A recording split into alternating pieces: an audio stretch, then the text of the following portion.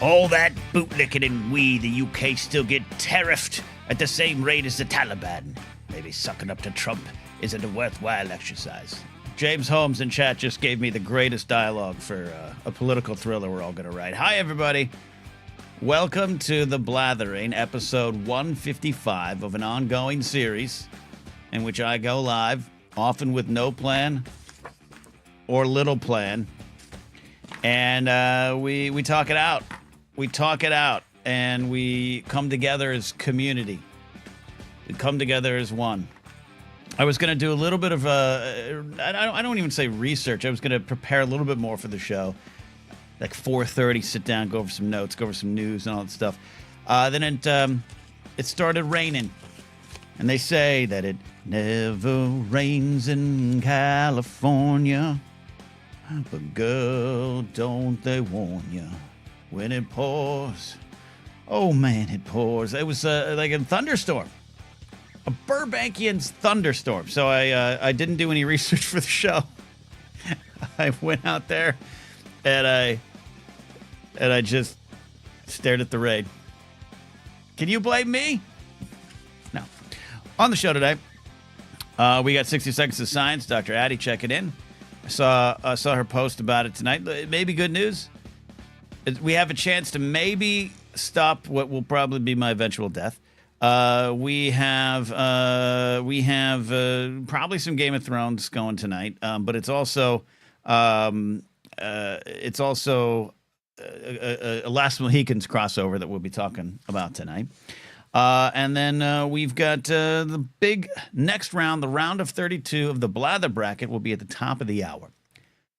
So hang in for that. Producer Steve's got some great stuff. We are on to the round of 32 in our March Madness tournament of our favorite cinema scenes. 4 regions: Star Wars, Lord of the Rings, MCU, and, of course, Star Trek. Maybe. I say of course. I wouldn't have voted for it. I'm kidding. I would not have. I wouldn't have. But it's here. And we're having a lot of fun. And I love that there's a lot of Star Trek fans out there in my audience.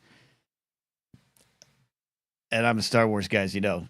So it's tickled my fancy to have you all up in arms about Star Trek. It's been fun. It's been fun. And I've been fighting those Star Wars, Star Trek wars for a long time.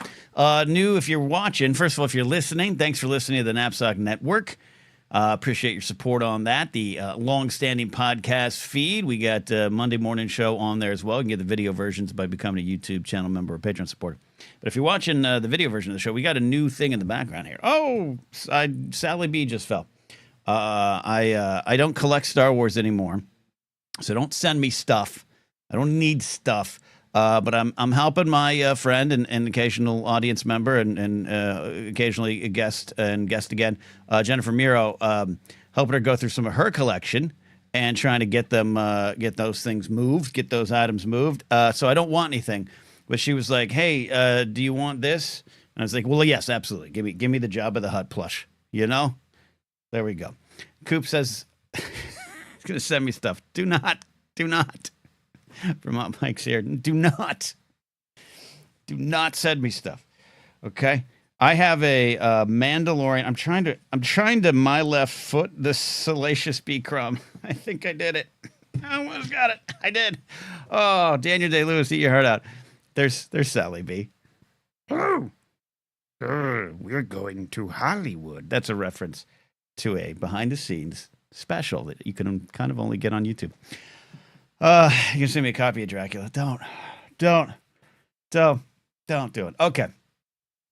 James, what can you send me? You know, my birthday's this month. You know, if I'll update an Amazon wish list if you want to send me anything.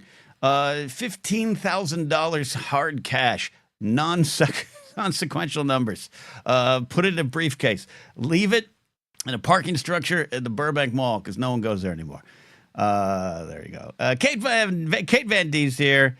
Jared says, I was going to say cash. Finally, Laserbolt says he watched Star Trek Beyond last night. James Holmes in chat here says, we're going to say Dune wins. Read it as a child and hates it. Come back to it after the recent films. Dalton Theory. Really love it on rereading it. I've never seen Dune, never read Dune. I know there's Dune fans, and I know the influences are out there and other sci-fi things and fantasy things, including Star Wars. But yeah, never took to Dune. Never took to any version of Dune. And the film's out now. The trailers, every trailer I've seen of it, I went, yeah, I'm okay. And it's just what it is. Doing your mom. Hey, Cooper.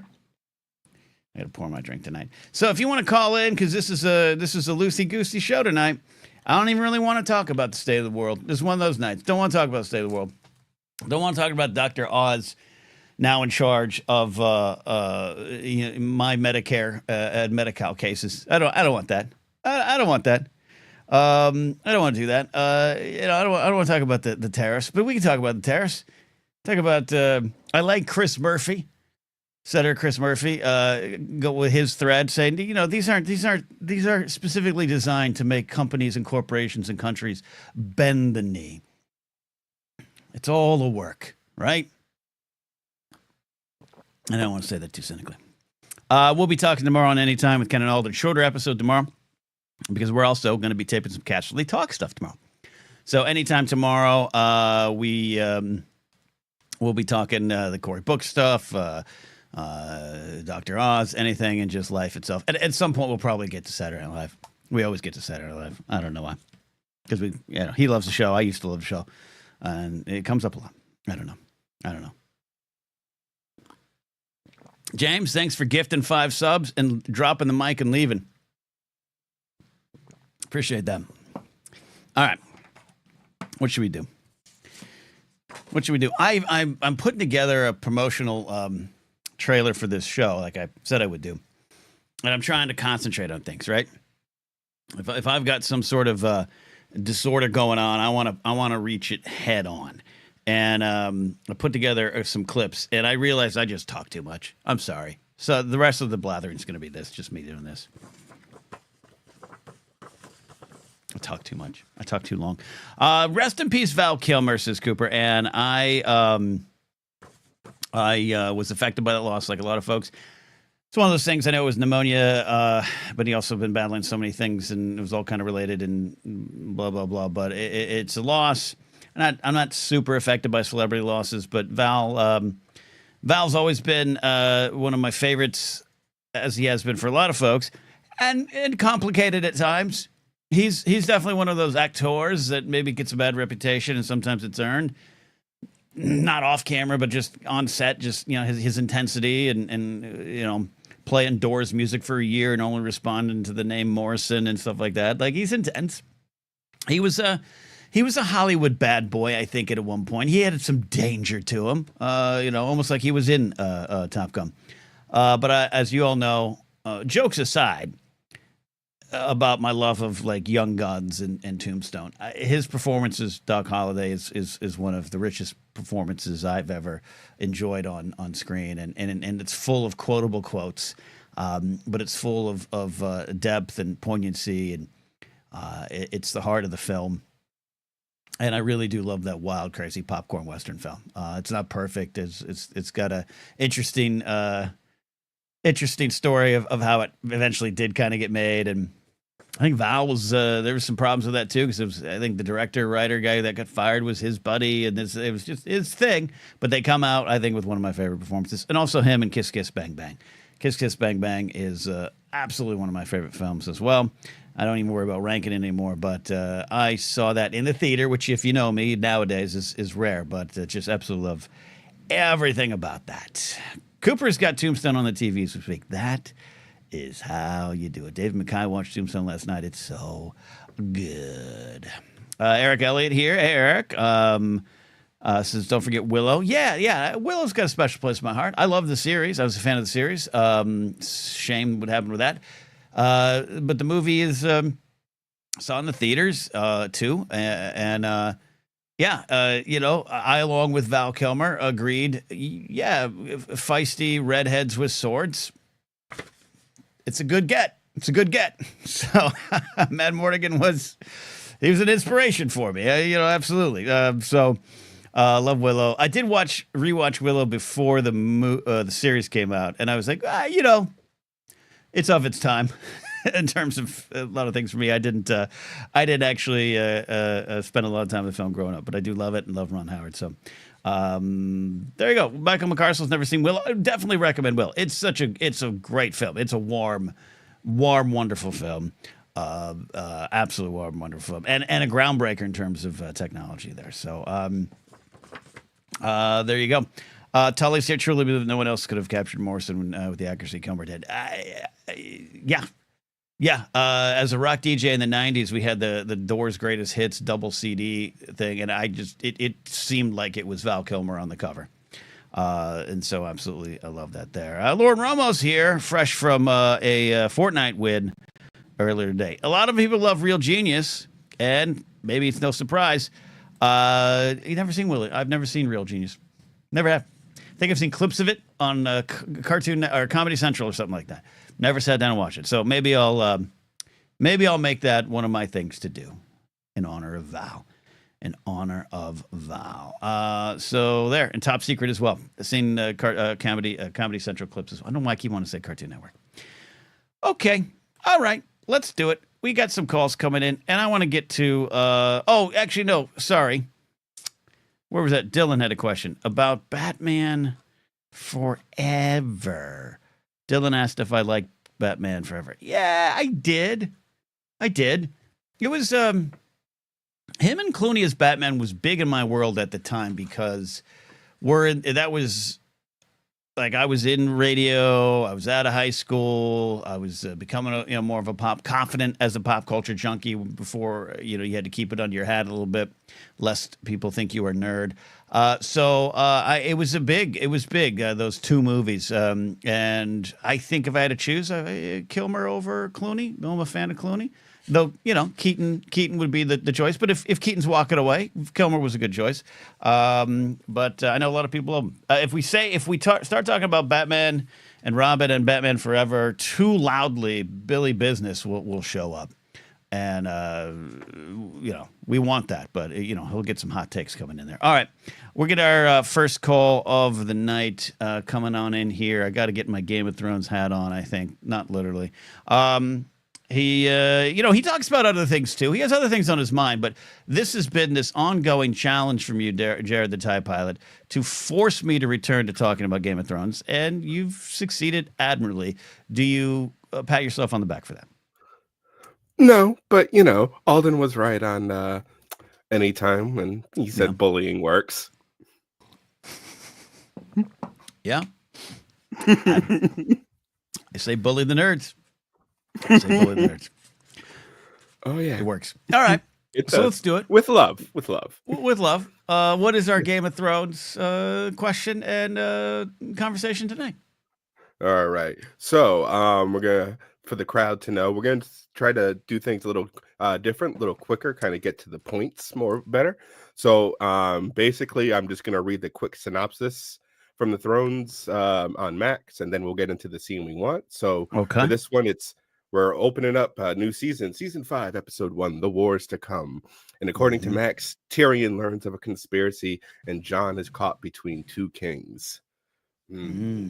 But what's on my mind is that opening scene with young Cersei and her friend and Maggie the Frog.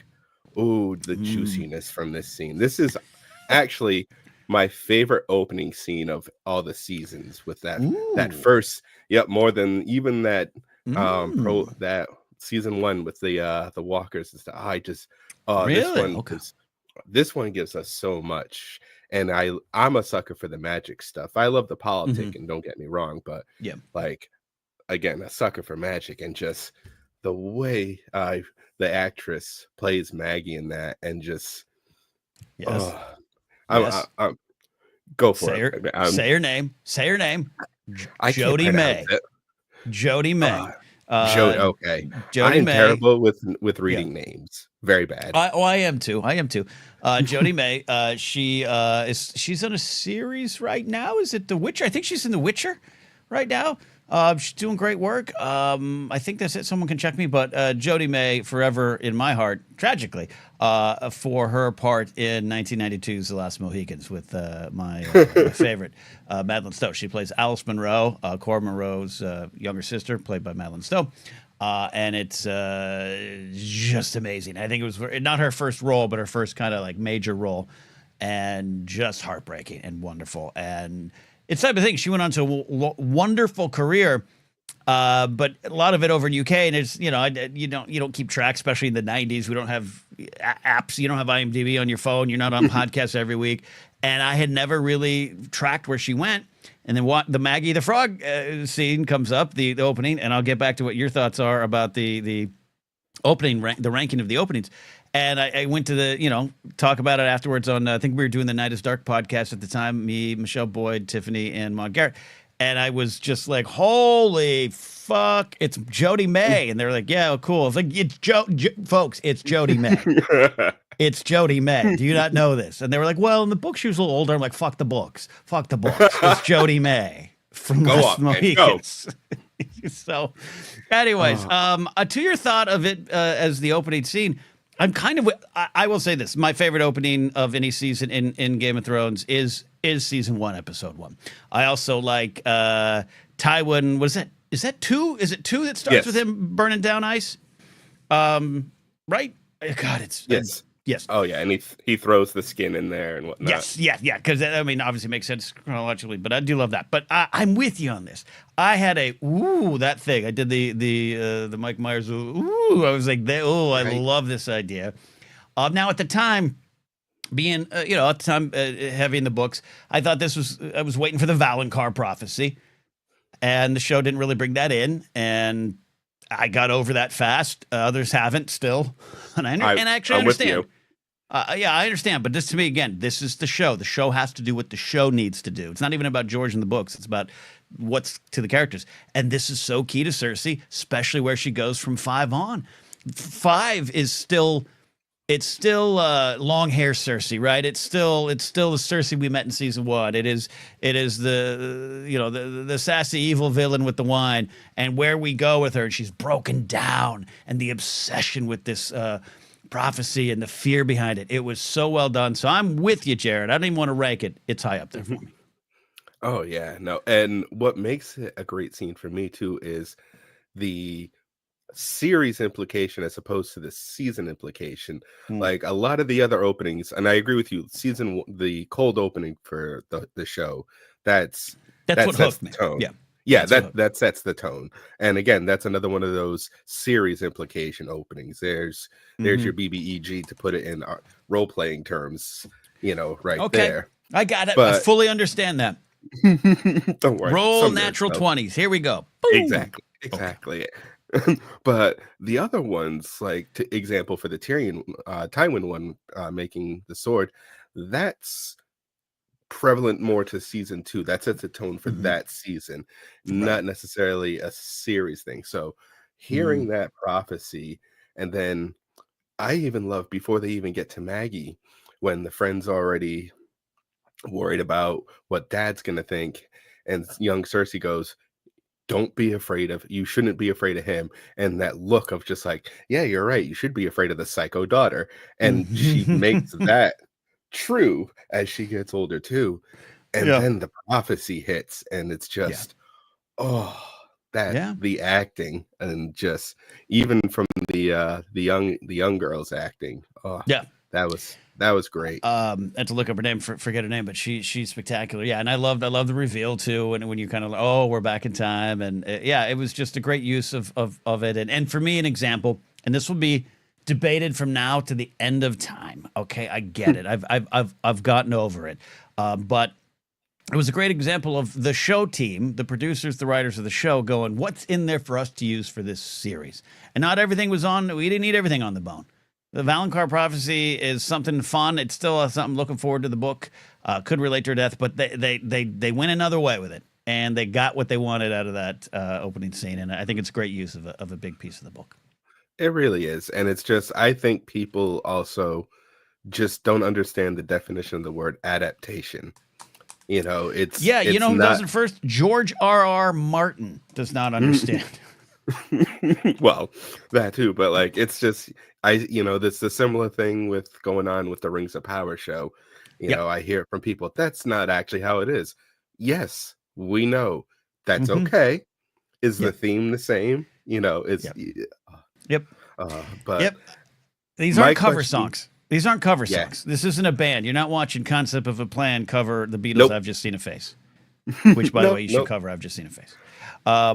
We're getting there. But my big question though about this scene, love you, about this scene with an overall application with getting the prophecy. Do you think Cersei could have changed her fate more if she just would have listened and Yeah. actually looked in the mirror kind of thing? It's a little Mm-hmm. bit of a what if, but like, you know, is it even possible in Westeros in Game of Thrones to change your fate, knowing or not knowing?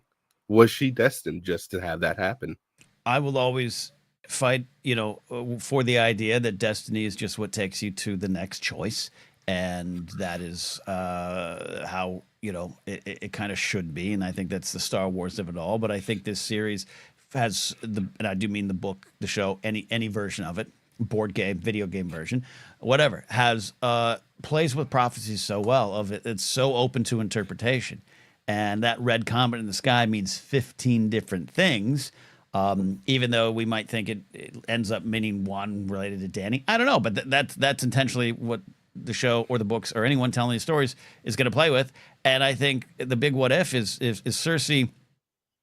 Cersei is right to build up maybe some fear, but then society treats her a certain way. Her father treats her a certain way. Women in this world have a little agency, and therefore, I think that what she wanted, her not just her crown, but a crown for her children, whatever you might say, the kingdom. She wants the kingdom. That was a bit of safety, and to attach so much of her identity to it, and then to have it from the start in the back of her mind, someone's going to take this away from me. And that just built up a understandable but unfortunate fear that I don't know if she could have changed. I don't know if she was ever going to calm down. But also, she is like all great villains in Game of Thrones, including, as we talked about a couple weeks ago, Ramsay Bolton. There's some things of her experience and a perspective that I go, she's right. She was treated bad. This world Yes. treated her horrible. Her father treated her horrible. And I like, one of the things I like, subtle difference, maybe it's a big difference. And maybe it's my interpretation of some of the stuff in the book, Jared, I'll pitch it to you. Cersei is treated as, hey, sister, you're pretty good, but you're not as smart as Tywin. There's a little bit of like, you dumb all through the book. And she does make a lot of mistakes. And the show doesn't do that. I think the show keeps who she is, but this is the season she's broken down. This is a season that a lot of her fears are starting to come true. Mm. And it's not so much that she is not as intelligent as her grandfather, father, but that she's afraid of losing it. That's been there from the beginning. Anyways, I'm repeating myself. I like it. It's okay. I with that thought, I feel like the show doesn't necessarily make her smarter or dumber. I think it gives her more power, like she kind of does to Littlefinger, where Yeah. it She makes allows, mistakes.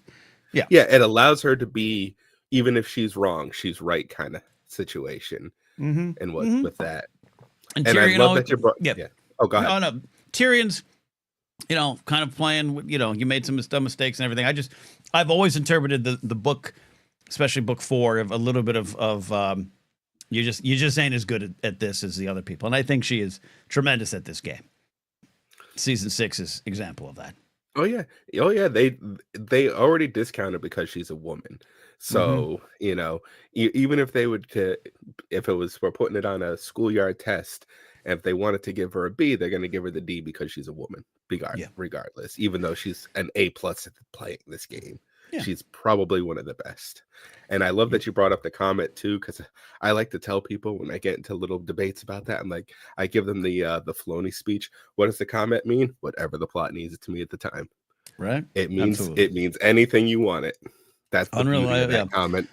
Unreliable narrators and unreliable comments is part of this point of this series. Well, great stuff. And now I'm definitely going to have to watch Last Mohicans again this week. Oh, I'm going to break you hard. I haven't seen that one.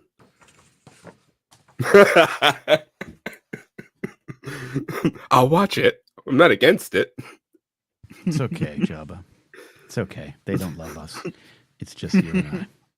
All right, that's okay. You have one thing in common with another person, Grace. Awesome. All right. Before I let you go, she fell asleep 5 seconds into it. I haven't let her forget. Let her forget. Okay. You never let her forget. Okay. One last thing, and then I'm hanging up. A question for when Steve comes on, real quick, sports thing, because I don't know. Was the Patriots trade today a good trade? I didn't know the Patriots. Yeah, they made a trade today. Okay. I don't know. Because I'm gonna start asking more football questions because the band's doing a fantasy league, and I know nothing. Okay. All right. Steve's gonna fill us in. One. All right. All okay. Right. Have a good one. Right. Be safe. Thank you, Jared the Tide Pilot. Thank you all for letting us do that. I clipped those out, put those up on Casually Talk, which has kept the channel alive. But Alden and I are going to record tomorrow. The big thing on our mind is the Ryan Condal interview that came out in EW that I really loved. I loved his take and loved his honesty about George R. R. Martin and how the relationship used to be and where it is now and where Ryan wants to get to it. I love George R. R. Martin. He gave me a world I absolutely love. I absolutely love George R. R. Martin. I just, at some point, you need to say, shut up and finish your books and just leave the shows to the rest of us here. But that's just a hot take. All right. What do we got? Yeah, I don't know this trade. Okay. We got 60 seconds of science in a little over 60 seconds. Top of the hour, the Blather bracket. By the way, I'm really thirsty. I went for this walk right before, and I'm sorry, I downed this aloe vera drink. I've been obsessed with these, man. I like having drinks I have to chew. It's an interesting thing. We need an emotional support hut, says Laserbolt. Absolutely. All right, so Blather bracket top of the hour, and it's gonna get hot and heavy. It's gonna get hard now. Okay, it's hard now. All these scenes are good scenes. And thank you to producer Steve for putting that out there. After that, if you got any super blathers, any of those kind of things, please, by all means, post them, and I'll get to those soon. 8984 asks if I had boba. Only on my frozen yogurt. Not as a beverage. But if there's anything like this, see, it's a good question. I've avoided boba as a drink for 20 years now, whatever, because it just didn't seem right to me. But I stumbled onto these drinks. And these are fascinating and wonderful. And I don't know what I'm drinking, but they're like my favorite thing. So, you know what? 898 for you and I are going to go on a little date. We're getting some Chinese food, some real Chinese food, and though nothing that has a beak. And then we're going to go get some boba. How about that? Something tells me I'm into something good.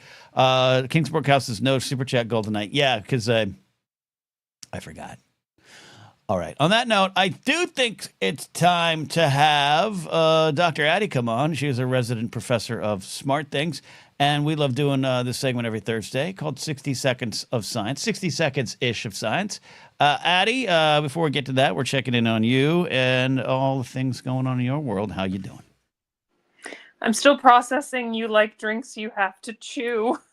I mean, you wouldn't think. But, I mean, you guys just saw me. In that one segment, I downed 2 coffee mugs of this gold pear with aloe drink from OKF. Not a sponsor. I gladly would let them sponsor everything I do. What about it makes it chewy? It's a lot of calories. Oh, my God. I just saw that. 260 calories, Kingsport Cow. It's got like... I don't know, like aloe vera in it. But they're like, this one's pear flavored. So it's like I'm having fruit in a cup. It's like having a fruit cup that's more fruit juice than fruit. So there's like bits of fruit in it? Little bits. Okay. Little bits. Okay. Little bits. Look at that. Okay. Boo, boo, boo, boo, boo, boo. It's probably all sugar. That's probably where the 260 calories are coming from. Let me look here. Yeah, it's not. And sodium too. Woo, yeah. Fruit. I mean, fruit. Fruit is not bad sugar. Yeah, that's true. But okay, it's all sugar. Thanks for that. I needed that, Addie, because I can't turn away from these right now. I need these. These are a comfort drink for me. There you go. We all got to have our comfort things, Ken. We do. Although I'm gonna break your heart because I've also never seen Last of the Mohicans. Jesus. I'm also pretty sure the only Val Kilmer movie I've ever seen is Batman. Okay, first of all, I need to deal with something really important here. Cooper Wilcox in chat said LOTR. Cooper, I'm going to time you out for about 5 years for that wordplay and that pun. I'm going to time you out. All right, maybe not, but I want to.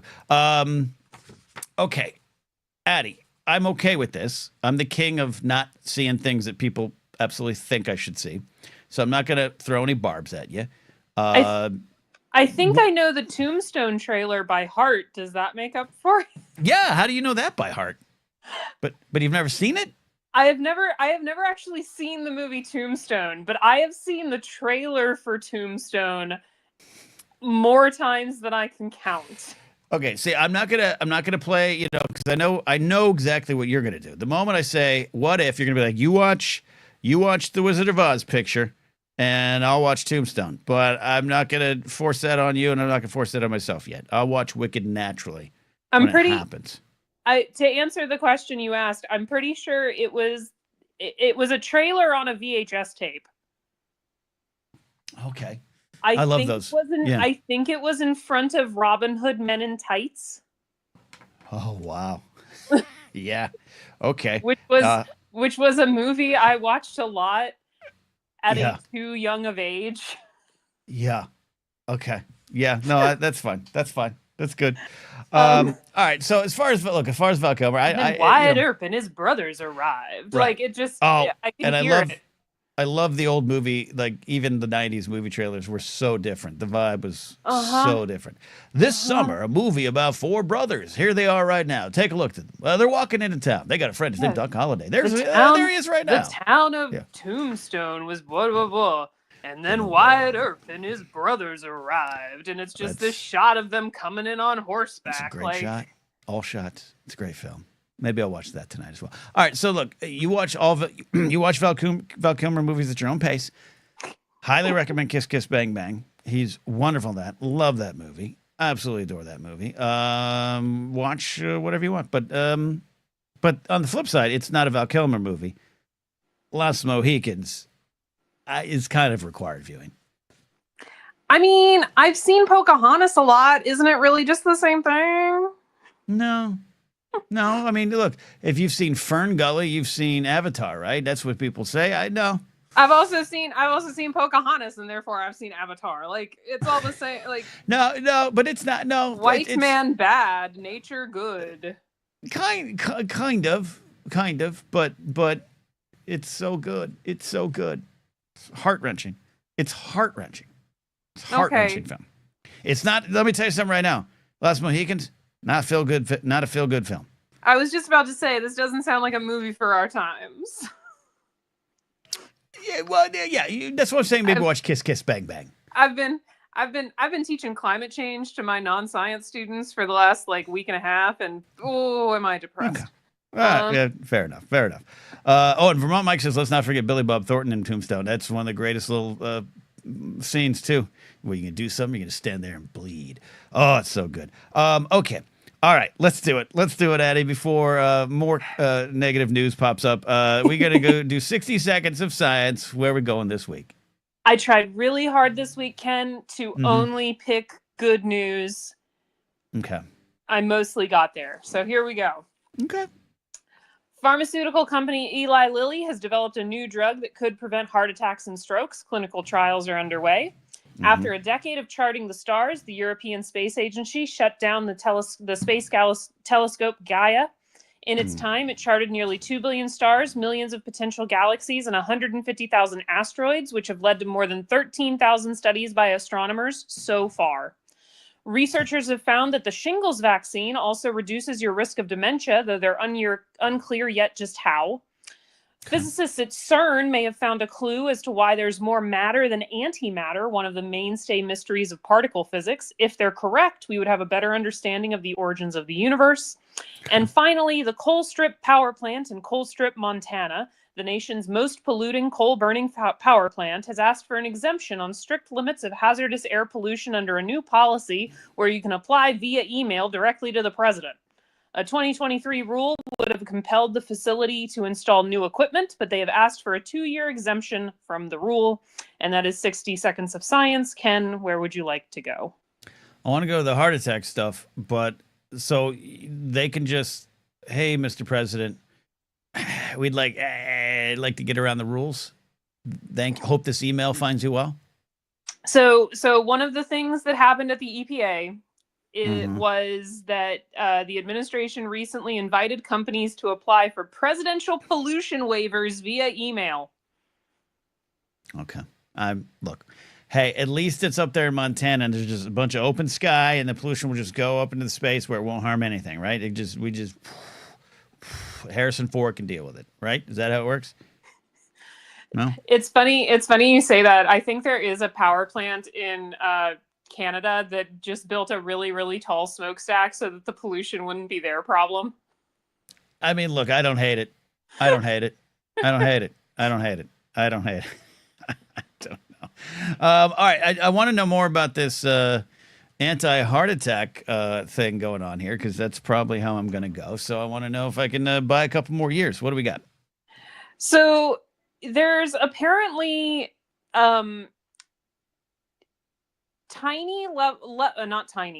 elevated levels of a tiny particle in your blood can greatly increase the risk of heart attacks and strokes. Okay. But they're almost never tested for because there's nothing to be done about them. Changing your diet doesn't decrease them. Exercise doesn't decrease them. And to this point, there have been no drugs that decrease them. But an experimental drug from Eli Lilly, the name of which I'm not even going to try and pronounce,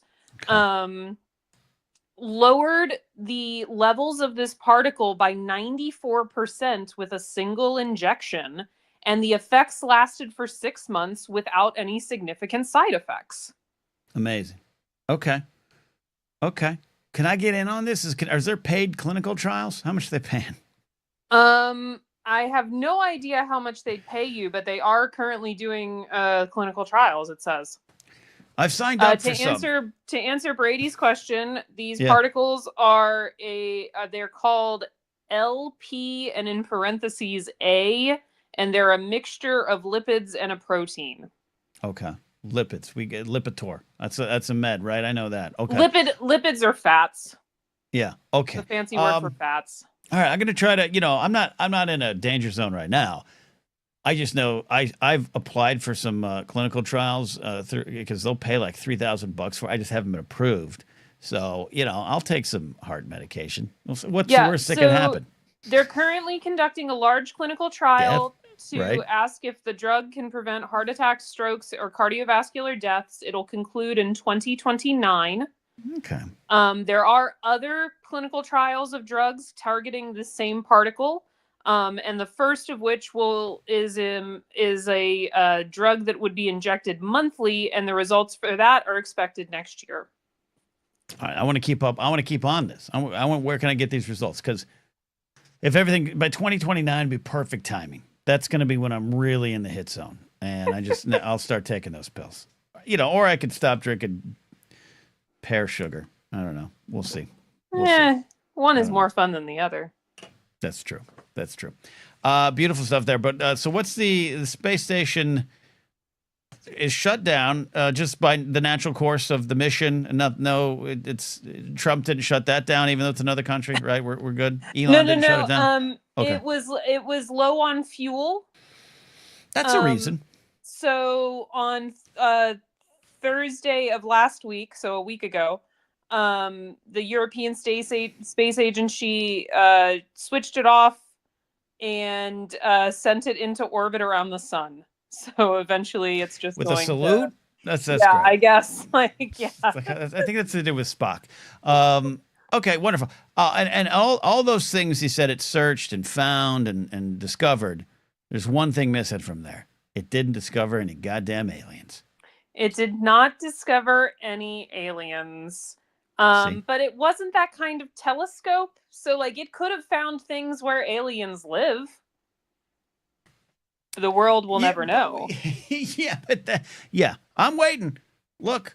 Yeah, I'm with Vermont Mike. The European Space Agency sounds fake. Maybe this is aliens here, and they just don't want to. Okay, all right. All right. Well, I want to keep on that one too. Not just the space station being shut down, but just the amount of things that they were studying to see if we can find aliens. Because I found what I thought was going to be a really promising story for you this week, Ken, was about how Star Wars is influencing our desire to travel in space, but it wasn't anything exciting. Star Wars is. I would think Star Trek is, but they were talking about building hyperdrives. Okay. But it basically concluded that building hyperdrives is not possible, and I was like, well, that was not exciting. Yeah. No one likes that. We'll have real, true working lightsabers. I know we're close on lightsabers, but that's what we'll get. Thank you, Addie. Any final thoughts here on the week ahead? What's the one piece of advice we all need from you going forward this week? I put you on the spot. You weren't expecting that. Eli thinks it should just be never tell me the odds, but recycle. Even though plastic recycling is one of the biggest scams ever perpetrated on the American public. It is, but paper's good. Recycle your paper.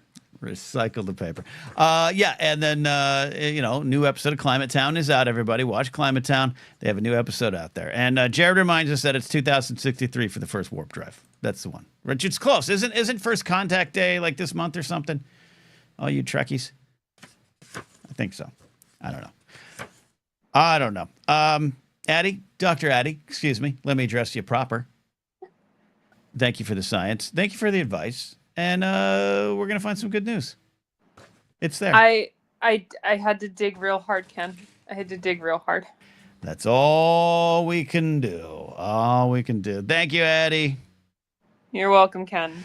Our resident professor of smart things, we value her presence here immensely because without it, you'd probably think aliens are real. And we know they're not. We got some calls. Top of the hour, we got the Blather bracket. We got a new channel member, Sean, checking in here with that. Thank you for popping on in here, becoming a YouTube channel member. YouTube channel members and Patreon supporters at patreon.com/KenNapzok can call into the show. I do want to highlight a couple things before we get a call from Chris checking in before the top of the hour. We got the second round of the Blather bracket. I highlight every week my buddy Brandon McClure's Substack, btmcclure.substack.com. Check it out. He's got a great piece up on his Substack now about the Sankara stones from Indiana Jones and the Temple of Doom.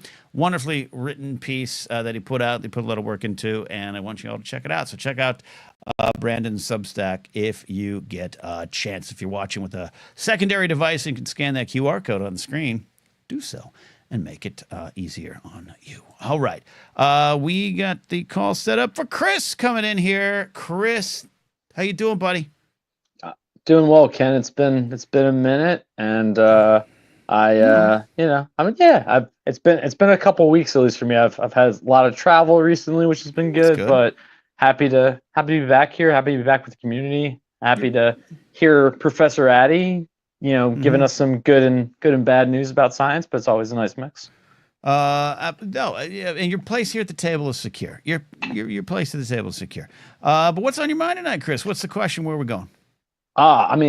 So I just got back from dinner with my dad and my stepmom. In full transparency, I've had a few beers, so I'm coming in. Coming in a little buzzed, even though I got to teach tomorrow. First period, 8:15. Even better. So yeah, even better. Drink in the parking lot, Chris. I don't care. Yeah. It's not about teaching. It's not about that. It's I was telling my dad and stepmom, they're both in their early to mid 60s, and I was telling them I had just watched, and I think I heard you talk about this with Alden on Anytime, that you had watched Bill Burr's most recent stand-up, and I'm not sure if you've talked about it on the Blathering yet in the last couple of weeks. I don't know if I have, but I did watch it. Yeah, I did. Okay, so because I've been, again, unfortunately, I've been playing catch up, so I didn't want to retread territory, but I wanted to hear your thoughts about it, because I mean, I think Burr is one of those guys that kind of always, he's kind of on that line, and sometimes I'm like, ooh, go even further. But I thought this special was really special. I thought this special was really like different in a way, and I felt really compelling in a way that I haven't seen him before. And you, as a stand-up, I wanted to hear that, but also just as somebody who, I value your opinion on entertainment, whether, you know, Star Wars on Force Center, or whether you're telling us to watch, you know, Tombstone, and Kiss Kiss Bang Bang's amazing, by the way. So so I just wanted to hear your thoughts about Drop Dead Years, I believe is what it's called. So Drop Dead Years, speaking of heart attacks. Yeah, I really love the special, and I do really love Burr, but I obviously think he's far from perfect in terms of his execution, a lot of stuff, but he's getting a lot of good press lately because of some of the, dare I say, stands he's taken. And I don't even know if it's taken that. I just think and the first thing I'll go to, there's a great bit. It is a great bit in the special about a word he cannot say that his wife has kind of guided him down the line of, we don't say this anymore, but he says the word like 3 or 4 times in it. And that might be a sticking point, and it's an understandable sticking point. But my thing about his special is it is an hour of the type of person, celebrity, performer, comic, and man in this world today that we need to hear talk about his personal growth. And there's a lot of people who are going to hear things maybe even for the first time, or hear it in a different way from him on this special that would not normally be hearing it from their other comics. Even the ones that I think are talented in their own right and very great comics, the Shane Gillises and Andrew Schultz and all those folks, they're great comics. They're great comics. I don't think they use their power for good. And I think Bill has always danced on that line, like you said. And I wish he was more radicalized. And that may be the next special. But this is a man who has gone into therapy, who has worked himself. He has the great clip on the Conan O'Brien Conan Need Friends podcast last week or week before. Great clip that went out. It was part of the larger hour-long episode. Yep. But him talking about giving up the anger, and that how he felt as someone from Boston area or as a comic or a white male, he needed that anger. It was part of who he was, and I'm not going to give it up. And he's worked to give it up. And I think he's saying some very valuable things. I think he's saying it in a way that still is going to ruffle some feathers. And I think people have to be okay with that if we're going to move the chains at all. And I was there the night at the Comedy Store that he unveiled the Luigi Mangione bit that kind of went viral, and then he started going on shows and talking about it. I was there. And then he also has a great bit following up as part of that about the Elons of the world. And he used it. It was a little slightly, could have been interpreted and maybe had a slight stink of sexism to it and everything. He was kind of making this joke about the problem was that no one slept with the nerds, and the nerds grew up to be these Zuckerbergs and Musks and everything. And I don't necessarily 100% agree with that or agree with how it was said, but he said it in such a way that I just think people are going to hear him who aren't going to hear me, who aren't going to hear Mark Maron, who aren't going to hear others. And I think that was the value of the special. So end monologue on that. Love the special. Thumbs up for me. No, thank you. I mean, I don't have much more to add because you kind of said a lot of what I was thinking. Like, and thank you for your thoughts. And I really appreciate the time you took with that, because it's like that's what we need right now in terms, I think, of just in terms of politics, in terms of art, is that these people who are maybe, you know, quote unquote in the middle, right, who appeal to both sides, for them to kind of start saying things that are a little bit more radical, that are a little bit, in my opinion, a little bit more true. And the way that Burr delivers them is such a way where, again, it's going to ruffle some feathers. But I also know for my dad, blue collar guy, first person to put himself through college, a lot of times I have to talk to him about, like, yeah, you're a white man and you came from a lower class family, but you still have privilege, Dad, right? You still have privilege. Still working through that. Like, Burr's gonna hit him in a different way than I ever will, right? Because, like, or even or Marin or some of these other people. And so I agree with a lot of what you said. And I'll just also say this, man, it was funny. Like the whole funny. bit, yeah, like the whole bit with I thought even with just about men, where it's like you can be two moods, was it like, and like, and I don't want to ruin the whole special. It's like mad or fine. And it hit me because so many times in my life I grew up and I would say to either my mom or my sister, you know, an older brother, but he's 5 years older than me, was out of the house more. And like they'd be like, how was your dad? I'd be like, it was fine. And they'd go, what's wrong? Or like, you know, or it was like, and then it's like, I was like, no, like it's fine. And they finally just got to realize like, no, it's fine. It's just like, it's okay. Like, it's all right. And then like, but that's what it was. And then when he says like, you know, I'm sad, and he has his voice reaction to it. It was so good. Yeah. That bit you said right there, and again, I'm with you. I don't want to do Burr's bits and water them down for anyone who hasn't seen it, but that bit right there is actually a lot of what I'm talking about. He's speaking the truth. He's speaking a thing, and he's saying, wait, look, I think in this patriarchal society, and when I speak of toxic masculinity, it is actually, I say it and hope to say it in a way that can preserve some ideals of what masculinity are, but just change the definition. Masculinity built on love could change the world. It's not built on that right now. So that bit Bill Burr had of, it addresses one of the issues that I think is in this world, where for a long time, white male, yes, but just men in general, classic sense, these men have not felt that they can even talk about these things. And it's chewed us up to the point that we then just absolutely take it out on the world, and have for centuries. And, you know, Bill Burr's not changing the world here. And I would say he'd be the first to say, what are you talking about? I'm just doing a joke. But like that was so valuable to have that bit from him, who is a lot of people I know growing up in comics are like, oh, Bill Burr's my best. He's just so angry. Oh, it's so great. So to hear him throw some curveballs, change-ups, a slider low and away, hit some different pitches, even though it's still him, that bit in particular is what I talk about. In my head, that's what I'm thinking about. He's making a difference with that, whether he wants to or not. No, I agree. And even thank you for what you said there too, because it was like, oh, Bill Burr's like, because even my dad, I was talking to him at dinner. He goes, it's like, oh, I've seen him in movies and other things. I've never watched his stand up, but he's so good. He's so good. And I was just like, well, you should watch this most recent stand up, Dad. And I don't think he necessarily knows what to expect. I gave him a little bit of a preview, but I'm like, you already got the buy-in right there, right, from the other things you've seen. And the thing about Burr that I really respect so much about him as a comic, but as an actor, and I've been seeing this with a lot of entertainers, and I really respect this about your stand-up as well, Ken, by the way, just saying, like, is that like to go in so many different directions with what you talk about, and then with people like Burr who also are doing the acting, like, yeah, he's in Star Wars, but I don't know if you've ever seen it or anyone in the chat has. He's in this amazing episode in the first season of a show called Reservation Dogs, which I wish more people would watch. Right. Also on Hulu, and he's still kind of Burr. He's still very much like kind of himself.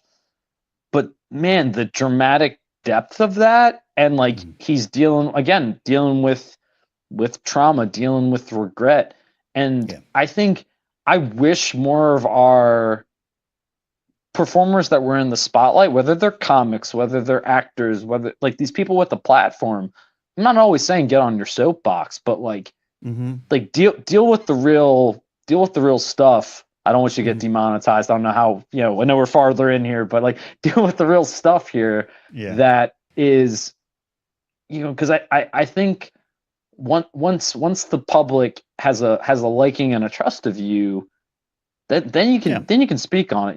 It's not that you're faking them into that, but they want to feel comfortable around you in the same way where it's like, oh, I've met someone and I can talk Star Wars, right? In my opinion, I can talk baseball with them. Go Phillies, by the way. And then I feel like I can, I can, and I can talk with them about deeper things. And I think, I think that's what Burr's done and with a lot of his work, and I hope more performers do. And I think that's what you do a really good job of with your, and I'm not a critic anymore. I did the journalism blogging for a little bit there. Please don't go look me up. My stuff's not that good. But anyway, but like you do this where you're talking about like, I've got, I like this, or and then like what I've loved about the sets that I've seen of yours in person or I've watched is then you get into the real stuff, man, and you do it in an accessible way. And I guess I wish more people would use, I don't even want to say their power, but like their, that connection in that way. Yeah. And I want to bring this up, Cooper. It says a poem that says, if you grew up with an angry man in your house, there'll always be an angry man in your house. Always have to see a reformed angry man. Yeah. And I really agree with that. Yep. No, number one is always appreciate that. And I'm not as skilled as Bert, this stuff, obviously. I mean, Tildy, man, he's a superstar. He's a Hall of Famer. But to your point of, it's not the use your position, use your platform thing in the past scared me. In the past, meant like, well, I got to share my voting record. And it just was like, what it really is always about being honest and recognizing who you are, and who could listen. And it's not preaching. And I've been humbled by responses to just some of the stuff I've dealt with in the past. And sometimes I've learned to maybe keep some things back, or it's always a little bit of entertainment. But I am increasingly upset at comics or entertainers or personalities who do not understand their place in the world. Even though they might have a certain level of talent. The one that keeps coming up for me all the time is Pat McAfee. I think he's a talented broadcaster. I think he's good at the wrestling world. I think there's a reason he can hold court on a live show for hours. I do think he's good. I'm not going to come in here and say he sucks and this and that. It's just disappointing that he's so unaware of what he could be and what his place is in the world. And he's just maybe misinformed from things or has his personal opinions, and I can't necessarily change that. It's not about that. It's not about that. But I just get frustrated with some of the things he or some of the bigger comics who, again, I think are talented people. Shane Gillis comes to mind, but even beyond that, the Schultz, Theo Vaughn, some of the people even I know who came up with, who are very, very popular, very big platforms, who just have this, I'm above it. Aren't we all above it? Poke, poke, poke. That's why COVID broke a lot of them. And they could do more. That's all. And you want to entertain. The jokes are the first. That's the first priority. You got to entertain. I got to hopefully make this show entertaining or informative. Otherwise, I can't get people to tune in. And I'm not actively aware of it. I just for me, it's like who I am is what I am on stage, and hopefully that can help. And Burr's helping, and I think he will help even more as he. And he's not the George Carlin of our time. He's the Bill Burr of our time. And it's important to remember and let him go on this journey too, even if there's occasionally some stuff he says and will say that you're like, ooh, no, I don't like that. But you got to let him. You got to let him because people who aren't you are listening. Well, Chris is listening. I'm listening. Yeah, I'm listening too. Absolutely. Oh, yeah, we're all. Yeah, no, but no, thank you so much, Ken. I'm gonna hop off here so Steve can get on in a second. But and also I think I forget the last time I was on here, but someone was like, Chris pops in every few weeks and drops some serious shit. So one of these times I need to just come in here and be like, so fart jokes, why are they funny? Because they're hilarious always. But anyway. Because they are.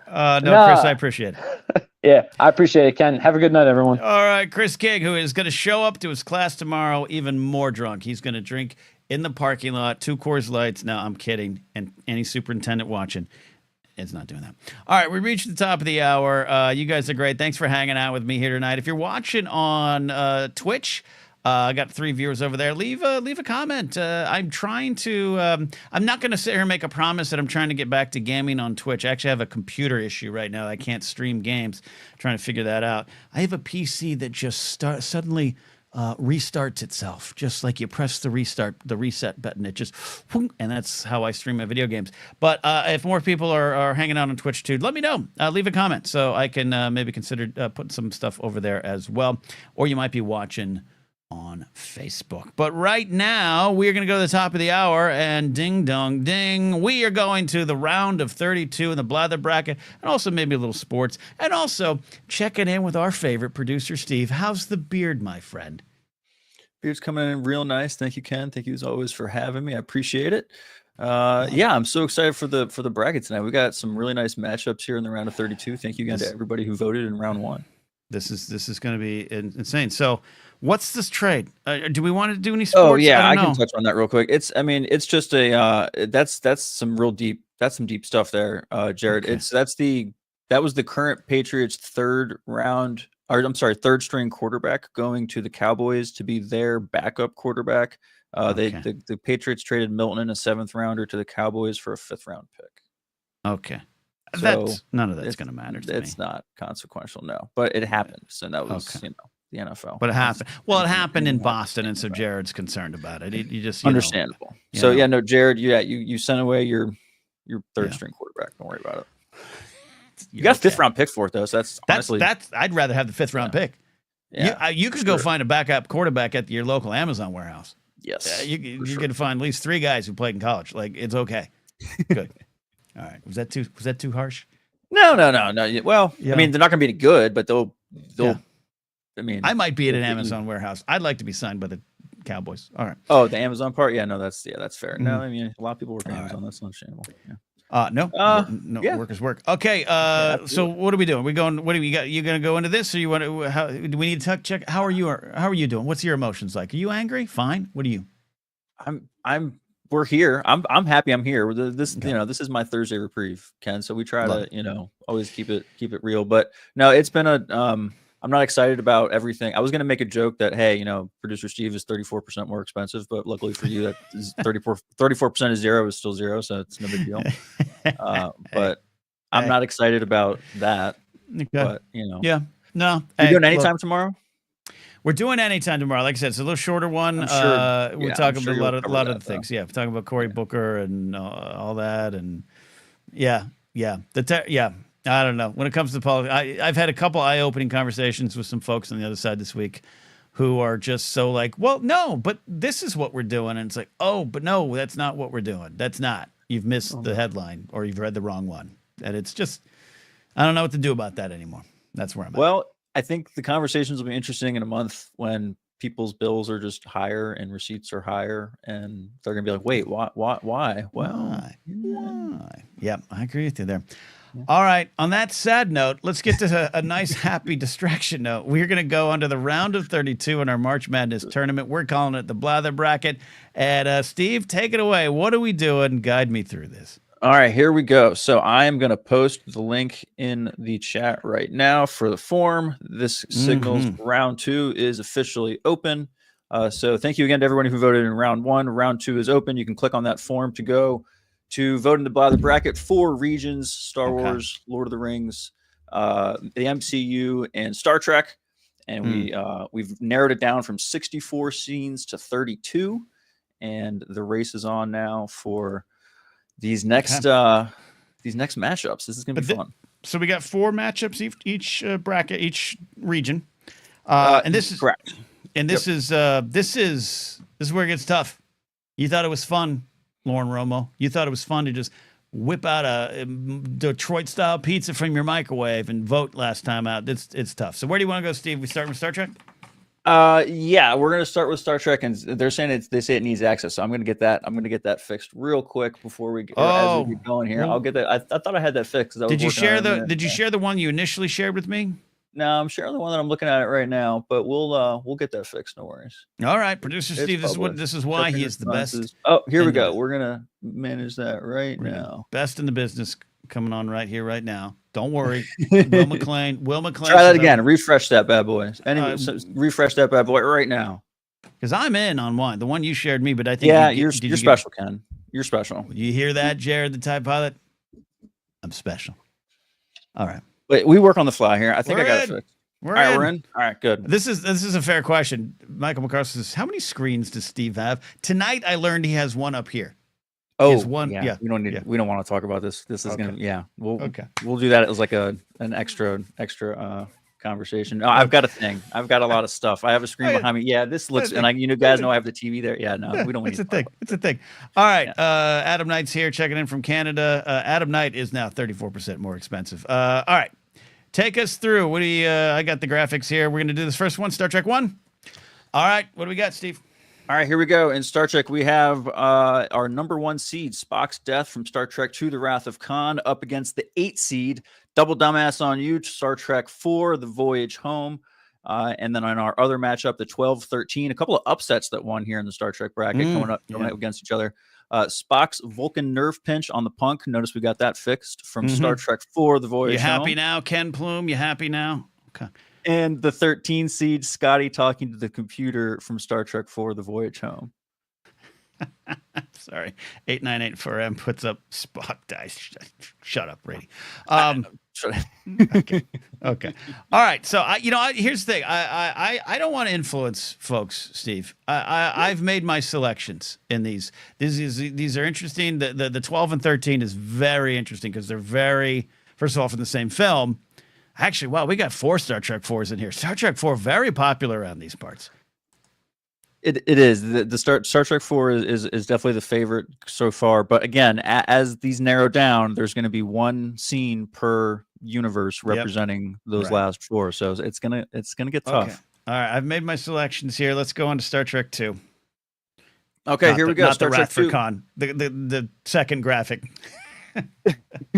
All right. Take it away. What do we got? The 11 seed, There Be Whales here from Star Trek 4, again, The Voyage Home. And the 3 seed, The Enterprise Self-Destructs from Star Trek 3, The Search for Spock. And in our second matchup, we have the 7 seed, Assimilate This, Worf versus the Borg from First Contact. And the classic number 2 seed, Khan from The Wrath of Khan. All right. So far for me, it's all chalk, as you say. So far, all chalk. But it is close. It is close. I'll say that. Hi, Steve. How? Now, you're voting here too. You don't have to give away your voices, your choices, or your voices. Laserbolt says great choices here. King's Forecast says Khan should be doing better. Well, you can make it happen. How are you feeling about the Star Trek round net? I'm feeling pretty much like you. I think I'm a little chalky. The 12-13 matchup, I think, is the one that's probably the most fun, just because I like going for the humor sometimes. So that's, especially in these kind of matchups, the lower seeds are really bringing that. So if those can beat the emotional scenes, you've got a good one. Got a good one there. All right. So how you feeling, audience? How we feeling? And remember, one of the things we're working on, when we get down to the ultimate 4, one scene from every region, we're going to have people on the show making their cases. You could be one of them. We'll make this happen. All right. Next, we're going on to Lord of the Rings. All right, here we go. In the Lord of the Rings bracket, we have the 11 seed, I Am No Man from The Return of the King, against the number 3 seed, You Bow to No One from Return of the King. And in our second matchup, we have the 10 seed, There's Some Good in This World, Mr. Frodo from The Two Towers, against the 2 seed, You Shall Not Pass from The Fellowship of the Ring. Which is, okay, that's interesting, because you got this iconic, off-imitated moment, you shall not pass, fly, you fools, all this stuff. And then you got the speech that we felt people needed. That's why it did so well last time, right? This is an emotional pull here. Things get real in the second round, folks. The things get real in the second round. Okay. I like that. Checking on the comments here. Yep. Okay. Sean Sear says that was fun. Chris King, the 11 versus the 3 is killing. That's the toughest one. The I Am No Man versus You Bow to No One. This is how it works, though. We didn't plan this one. Yeah, the 11-3 is tough too, but there's so many good. I mean, the Lord of the Rings bracket was a tough one to seed. Only 3 movies, so it's just more packed up. And the Lord of the Rings is so good. There's so many of those good scenes. So yeah, all right. I'm looking forward to next week too. My votes are in on that one, and now we go to this one here. All right, yeah, we have the number 1 seed overall for the Lord of the Rings bracket, the Ride of the Rohirrim from The Return of the King, up against the 8 seed, the Lighting of the Beacons from The Return of the King. And then in the second matchup, we have the 5 seed, I Can't Carry It For You, But I Can Carry You from The Return of the King. And the 4 seed, the Battle of Helm's Deep from The Two Towers. Which is, it's a big, wide battle versus a very specific moment. I'm not complaining. I just think that's part of the choices. Like, there's a lot of things in that battle I'm drawn to, but also I love that I can't carry it for you, but I can carry you, Rudy. Like there's a lot to that. This is the toughness of this round. So I think of it in those kind of wider moments. You consider the whole battle, but if there's a specific scene from the battle, you just pick that and roll with it as that's what you're representing against the scene, kind of thing. Looking at it, Sean saying 5 over 4, Laserbolt going 5. A lot of 5s here. The right, 898 for M. The Ride versus the Beacons. 898 also says vote for positive masculinity, y'all. And thank you to Rebel Scum becoming a channel member in the middle of it, you rebel scum. All right. So that is the Lord of the Ring round. Now we're going to go to MCU. All right, this one's been interesting all through here. What do you got? Yeah, this is another really good one. In the 11 seed, we've got I Am Iron Man from the OG Iron Man movie in 2008 against the number 3 seed, The Portals Avengers Assemble from Endgame. And then our second matchup, we have the 10 seed, We Are Groot from Guardians of the Galaxy against the number 2 seed, The Snap from Infinity War. And already these are getting tough. Already. All right. So wait. So the 11 seed is I am Iron Man 2008, right? Because yep, that's the original. In the thing it says Endgame on the bracket on the region. So in the vote. Okay. We'll make sure we get that because on the graphic here I've got it right. So, but you can clear. Yeah, you can clear this. If any of you voted wrong, you voted for.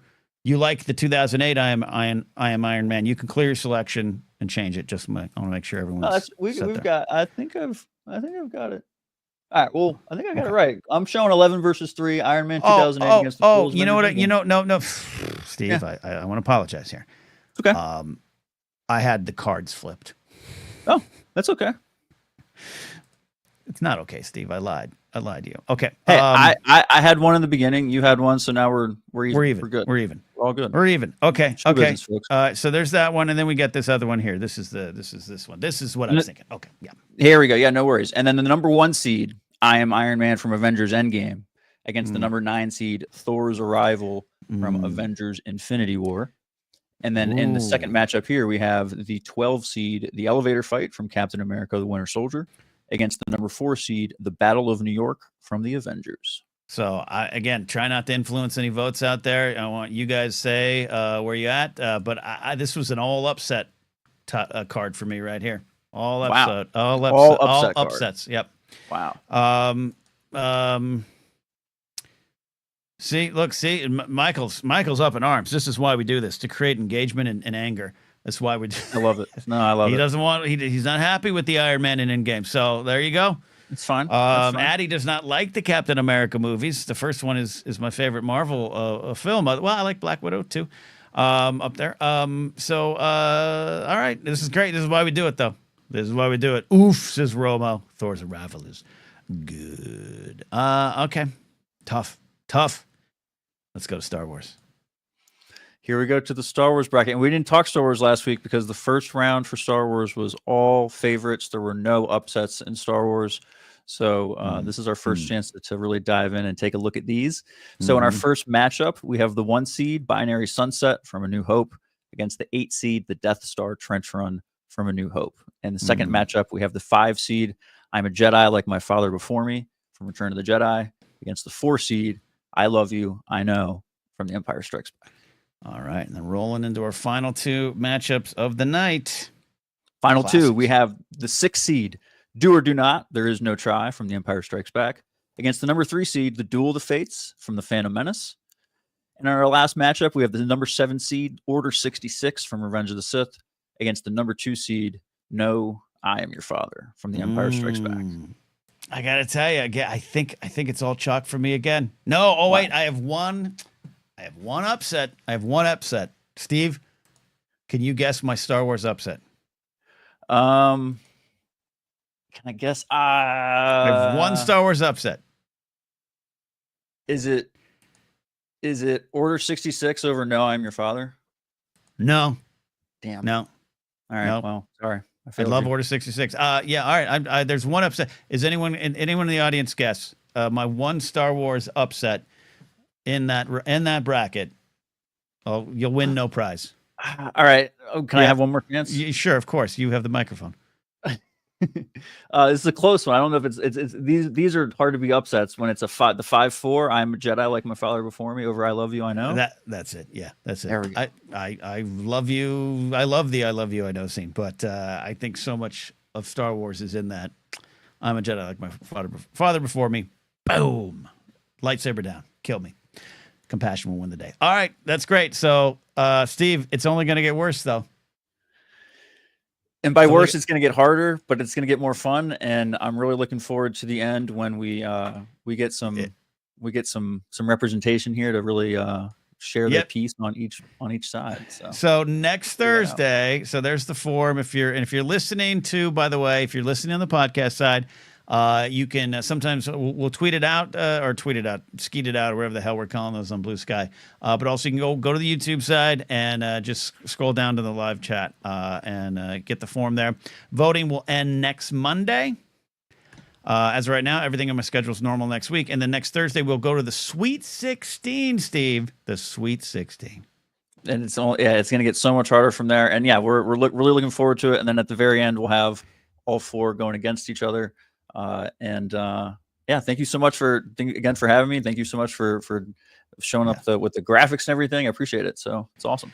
No, a lot of fun, Steve. And yeah, we'll work on with you in the audience. We're gonna have we might have many people getting in to represent, but I think we'll figure out a way to make it fair and equitable.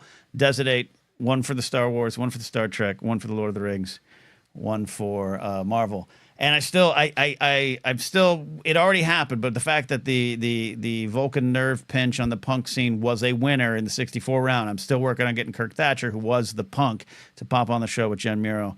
And we'll have a fun talk there as well. And if we do manage to get folks to come on to represent their thing, and if they can get on camera, I would say bonus points if you can dress up in the theme of your region. So start figuring that out, folks. Make it happen. Steve, yeoman's work, as always. It's always fun. Thank you so much, Ken. Appreciate it. I think that was a Star Trek thing you did. I don't know. All right, we're having a lot of fun. A few more minutes left in the show. I got some calls lined up here. If you want to call in, you can become a channel member on YouTube, and there's a link in the community tab, or you can become a supporter on Patreon at patreon.com/KenNapzok.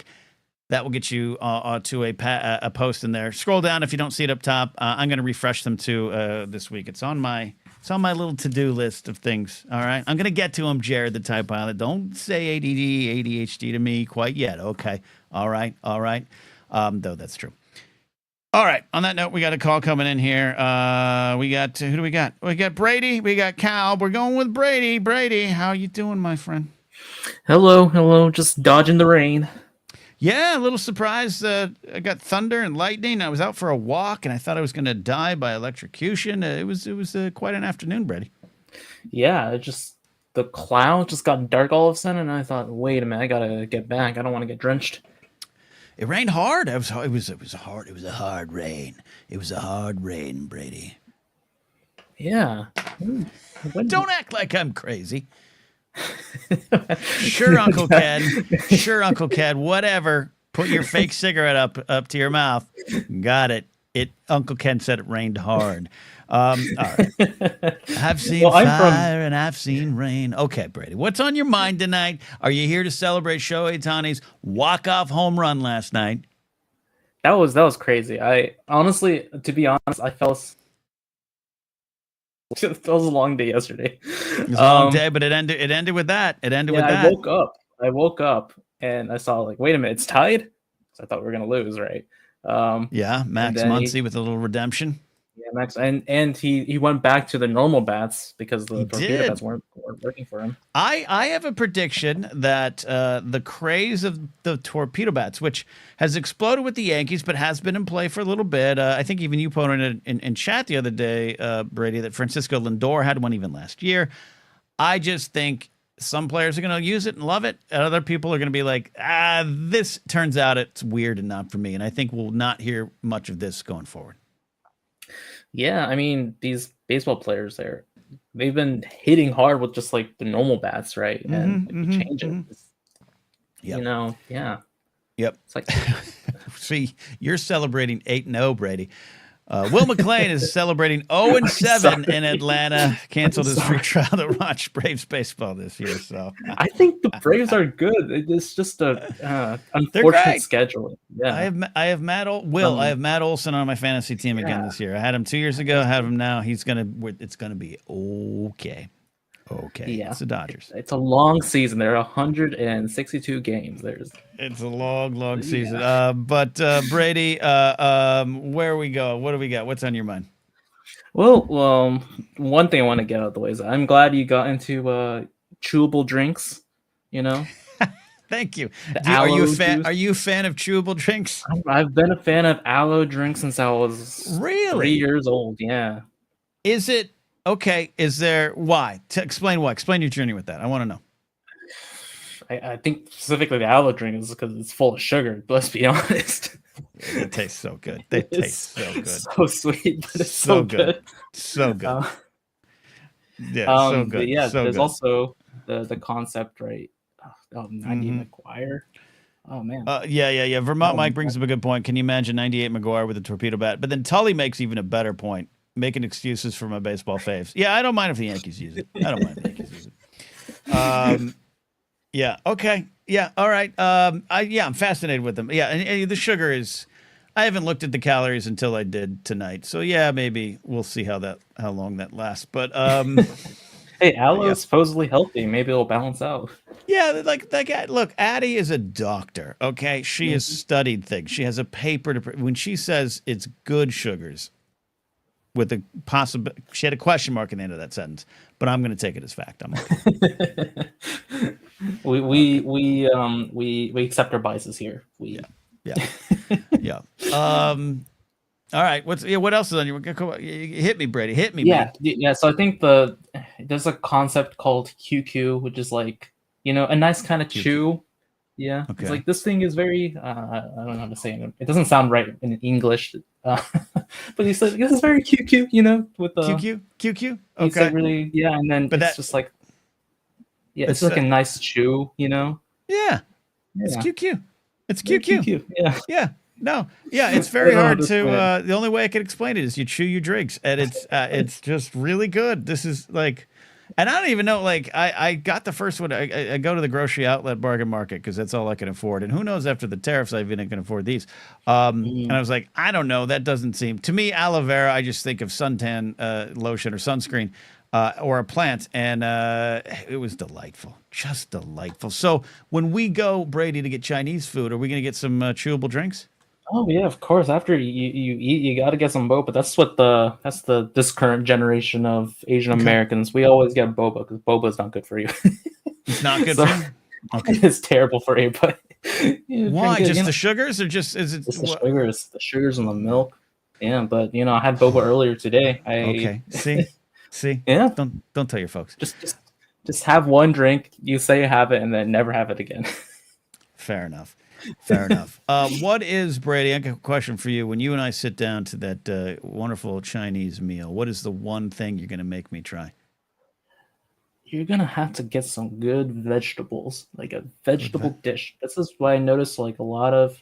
Okay. I've been teasing this good bad food for like way too long. I promise that just been busy. But yeah, I notice a lot of like Americans when they go to Chinese restaurants, they don't get the vegetables. It's Right. That's the one thing that we do well. It's the veggies. Really, I love this take. Yeah, no, I think I definitely. I mean, you don't have to convince me, but same thing. If I'm ordering from Chinese food, it's like, give me an orange chicken, some rice, and that's it. Maybe some, tempura shrimp or Orange something. chicken and rice? Yeah. So all right, yeah, okay, I'm with you, Brady. I'm excited for this adventure. Yeah. Maybe I'm aiming for like maybe next week. I can talk about because I've got some notes prepared. Oh, I love this for good bad food. I got some history. There's some history. This is going to be. Mm. You let me know. With you. It could be, next Saturday. I'm off this Saturday, folks. Remember, no show. Probably not a show on Friday or Saturday. On Friday and Sunday, I got to go shoot this thing on Saturday. It's going to be a lot of fun. So next week we'll be back normal. And you let me know, Brady. I'm excited for this. A well-researched good bad food is exciting, and everyone's hammered. Just been wonderful on the good bad food so far. The peeps, the spam, whatever the hell Jared had us try to eat. Oh, mayonnaise on everything. Yeah. Hey, some mayonnaise is good. If you have ever had Kewpie mayonnaise, the Japanese mayo, people I'm in. put it Let's on do it. everything. I saw Kewpie mayo on sushi once. I was like, what is this? Yeah. There you go. Michael agrees with you. Says the veggies are slept on. Give me all of the stir fry veggies. Yes. But then Vermont Mike's kind of more on my side. I mean, I'm not against the veggies, but I can get veggies from Green Giant. Give me the various chicken options. You're not wrong there too. All right, Brady, I'm going to get to Cal here. He's Yeah. chomping at the bit, and I'm actually getting so hungry I might have to go to 7-Eleven to get some food. Just Yeah, one more final question. thoughts? Yeah. So when at so I mentioned in the Discord like Dupar's they're going through some trouble. Yep. Yeah. If you're visiting LA, please visit Dupar's, especially 2 to 6. They have a good deal at that time. Mhm. Because they're a bit expensive. But anyways, I was wondering when you worked at the farmers market, what was your typical breakfast at Dupar's? I didn't go there often because it was really expensive, and Yeah. that's the thing. That's the thing. And I used to go at the Dupar's. Gosh, when was the locations? But there was one on Laurel Canyon and Ventura Boulevard, and it's now a Sephora, which is what LA does. They take their very historical locations and pave them over and put up a new store. So there's a Sephora there, but that was one of the original Dupar's. And I used to go right over there with a friend of mine, Peter Sprite, another friend of mine, Brian Keith Etheridge, comics and writers and producers, and now. And it was a great spot. So the one in the farmers market opened up when I was there. So I was really excited to have a Dupar's at my beck and call. But I'm just a scrambled eggs guy. I'm an omelet guy now, but then I was more of just a scrambled egg, sausage links kind of guy. And I always think I love pancakes until I get them. So, but Dupar's does them well. They That's do them good. well, yeah. And, They always and get pancakes. Yeah, at that Dupar's, there was a very key early on Schmoes No meeting. Me, Harloff, and Ellis had breakfast there and went over some stuff with the early podcast stuff. It was not as fabled as the Anaheim pizza that led to the Schmodown, but Dupar's was a site of some Schmoes lore, so it was good stuff. Yeah. But mostly when I was the security director there, I had coffee from the Coffee Corner, which is still there, and owned by Lillian, and who fascinating story, came to America from El Salvador at 17, got a job as a minimum wage coffee girl there, and now owns the Coffee Corner and has for about 15, 20 years. And then right next to it's Phil's Deli, and great breakfast there. So I'd go to Phil's Deli. So there you go. I'm writing these down. I'm going there next time. Yeah. My office was right up the stairs with that little office above gate 2. That used to be my window there, Brady. There was an office in the there's a second floor in the farmers market. Yeah. There's What? Do I have to hold your hand here, Brady? Go up. Go to Coffee Corner. Go to Phil's Corner. Deli. Okay. And behind Phil's Deli, there's stairs that lead up to a patio. There's an upstairs patio. And in the corner, there's a picture of, it's weird to say, there's a picture of my ex-girlfriend up there in the corner when she used to work there. So, yeah, just sit in the corner. Yeah, man, there's an upstairs. And then there's a front desk, and my office was right there. Jesus.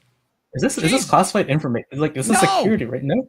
No. Okay. And here's the true story. The time I spoke to Paris Hilton, I offered her to come sit upstairs because she was being hounded by paparazzi. And I went, hey, Miss Hilton, we have a private, more of a secure dining area. I can get you up there if you want. And she said, no, I'm good. Thank you. And that was it. Paris Hilton and I fell in love right there. And she turns out she just was having fun she was setting up paparazzi shots. So Of course she was, yeah. All right. All right. Report back, Brady. Report back. Yeah. Thinking either Thursday or Saturday, depending on, Okay. Perfect. Yeah. All right. Thank you, buddy. Stay dry. Thanks for having me. Yeah.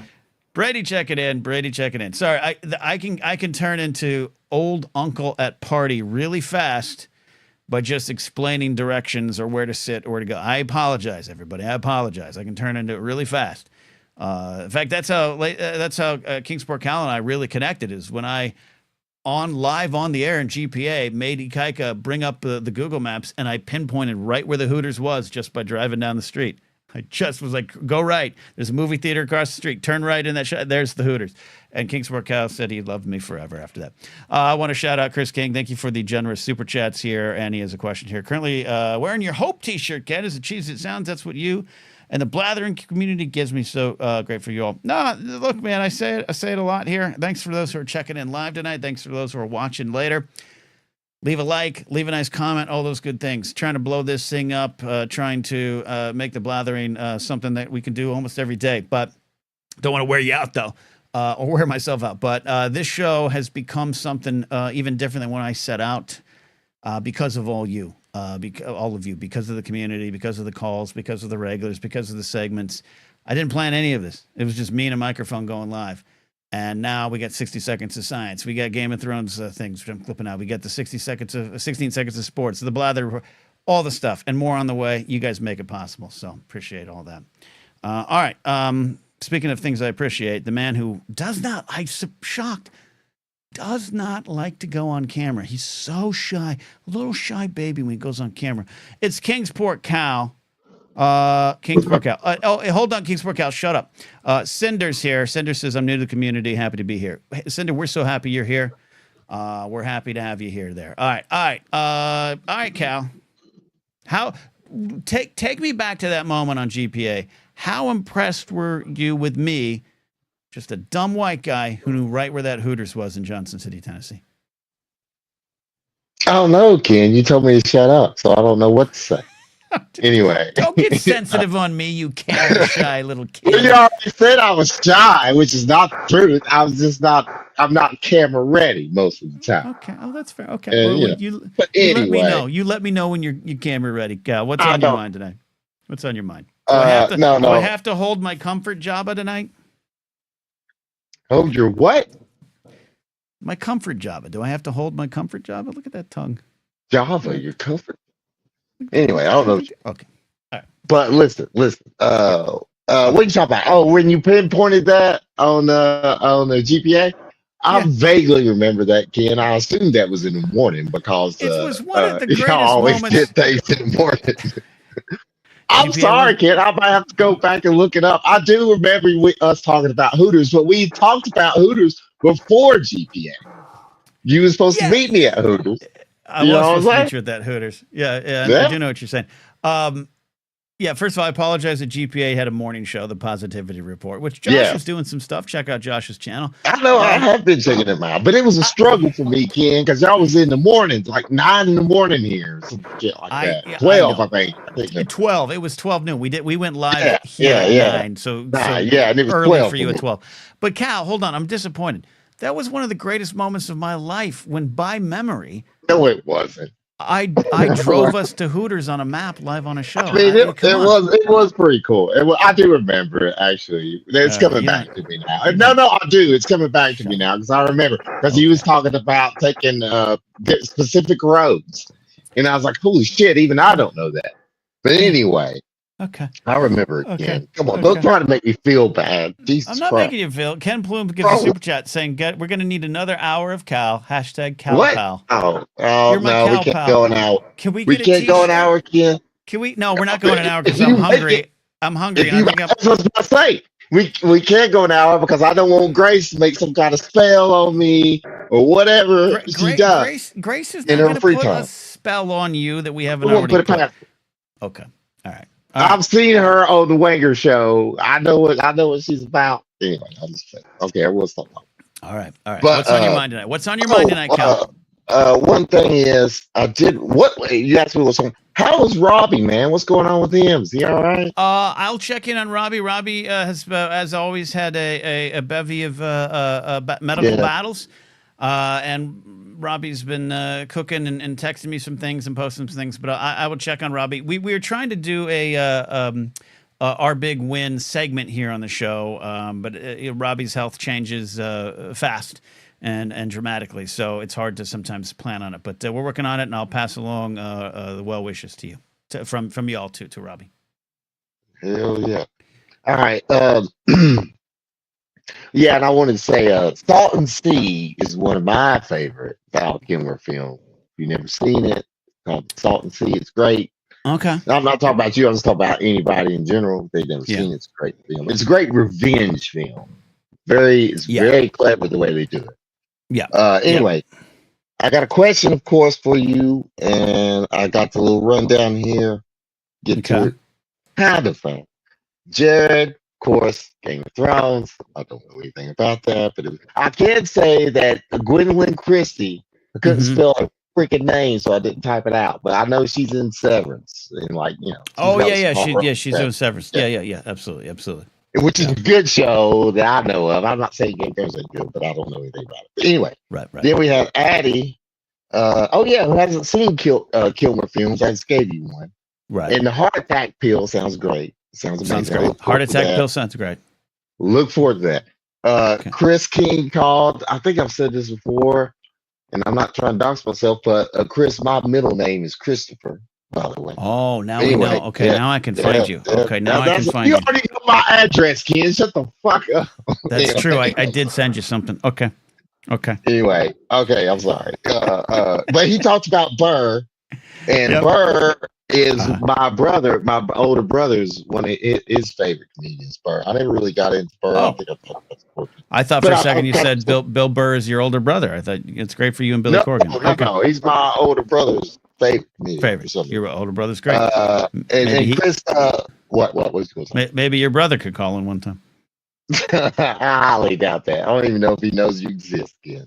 That's but anyway, also Chris made a point about privilege when he's talking about his dad. It did. But anyway, Yeah. it did. And then Steve, of course, with the big show, the Blather bracket, it's getting heated. People don't know what they're going to do. I don't know what they're going to do next week. They're probably losing minds.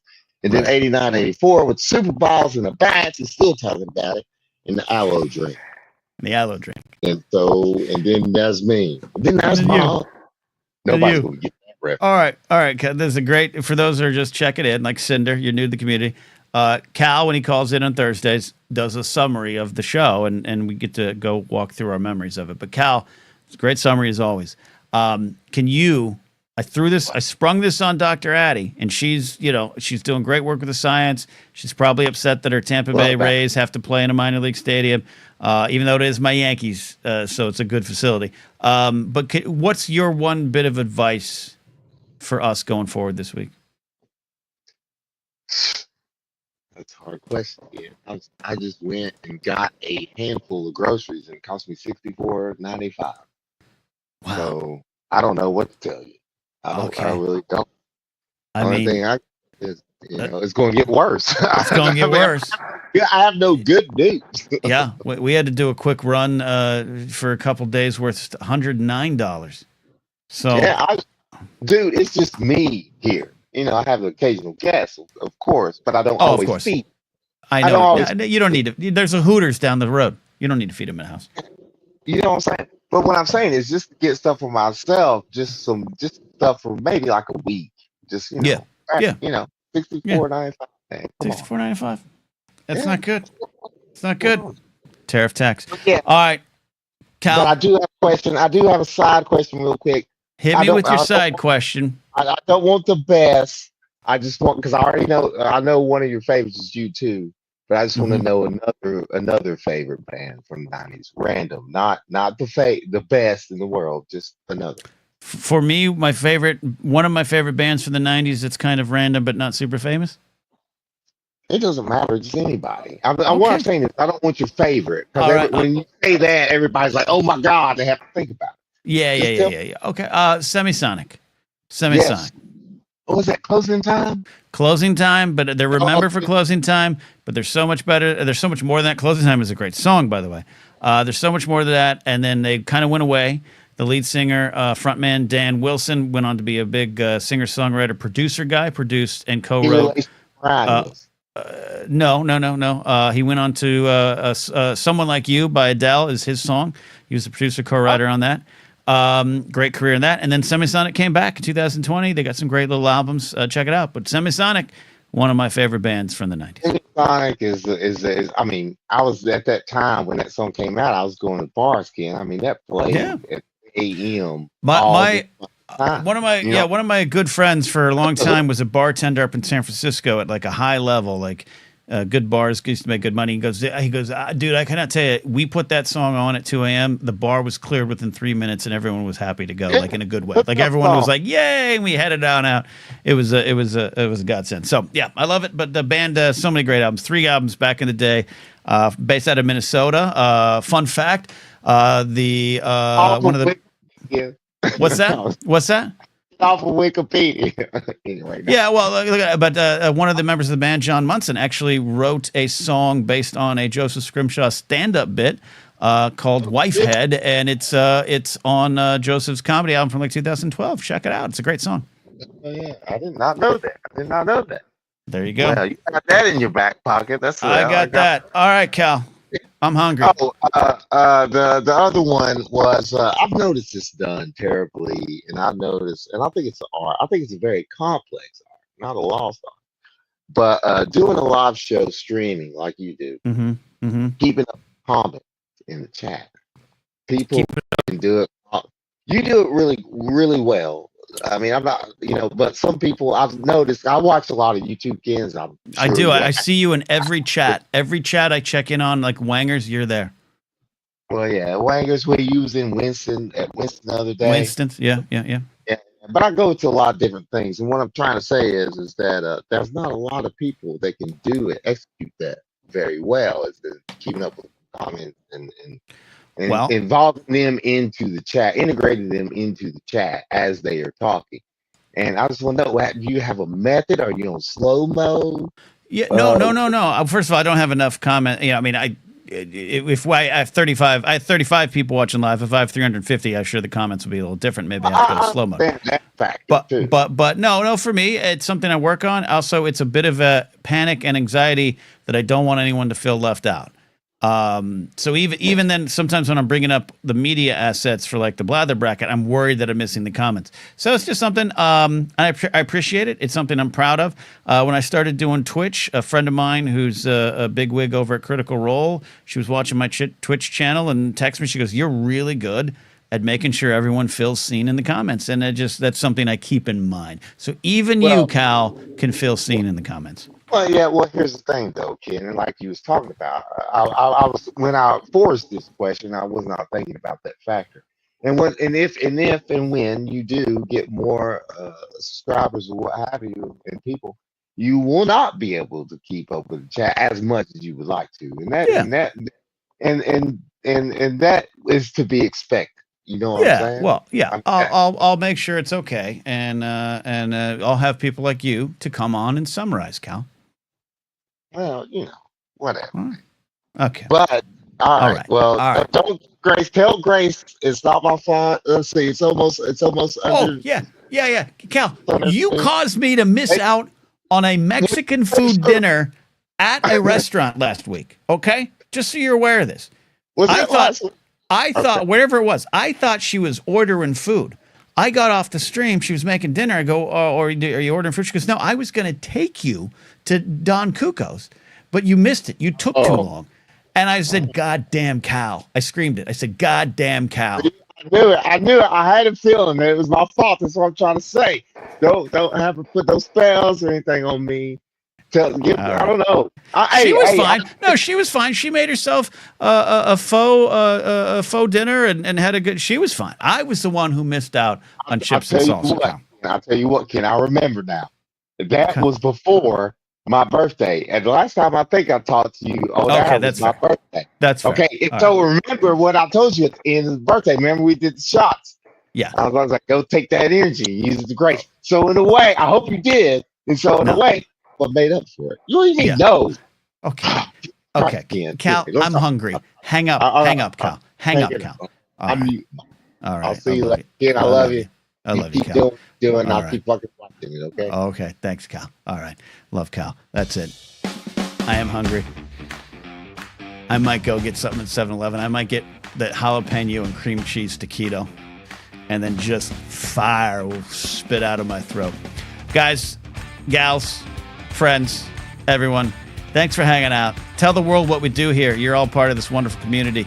Thanks to people like Rebel Scum, Steve, who else got in here tonight? Sean McCabe and Cinder checking in live in chat. Appreciate you all being part of this community. That's only going to get bigger.